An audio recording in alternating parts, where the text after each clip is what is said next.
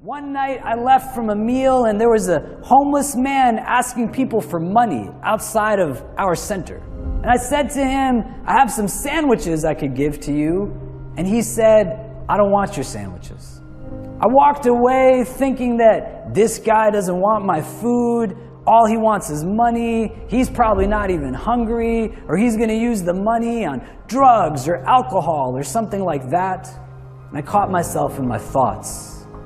And I said, the only person who can answer why he doesn't want my food is he himself. And so I walked back to him and I was a little annoyed and I said to him, why don't you want my food, man? And he walked to his shopping cart and he took out a bag and he said, I already have food. And he said, if I was to take your food in addition to the food that I have, there's no way I would be able to eat all of it, and some of it would get thrown away. And he said, me living the life that I live, I will never throw away food. I said thank you to him for not just teaching me something about himself, but teaching me a lot about myself. And I walked away with a different recognition of who it is that I'm not necessarily today, but what it is that I really want to be in the long term.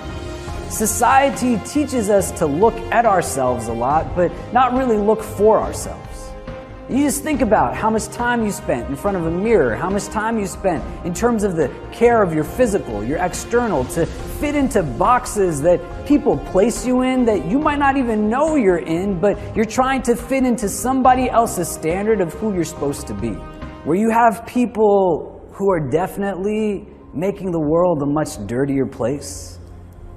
And then you have people who can even identify that that's a problem, that you shouldn't be throwing garbage on the ground, but there's not that many people who are actually going out of their way to still pick it up and make it much cleaner.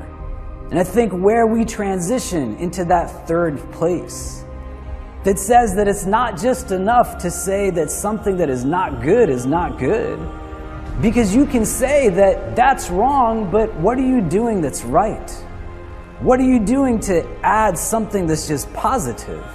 I think we get scared sometimes because we fit into this very formulaic pattern of what it means to be successful. Our sense of identity is tied to things that we possess and things that we own, and our sense of fulfillment is based off of things that come from outside of us rather than inside of us. Nobody's telling us that we need to be honest, we need to be compassionate, we need to be merciful, we need to be just, we need to be loving, we need to be generous. But they're telling us that our sense of worth is based off of what it is that we drive and how big of that thing it must be. So you'll learn how to be a doctor, you'll learn how to be a lawyer, you'll learn how to be an engineer, you'll learn how to be an artist, an activist, an academic. But as you're learning how to be a worker, most of us aren't really learning how to be thinkers.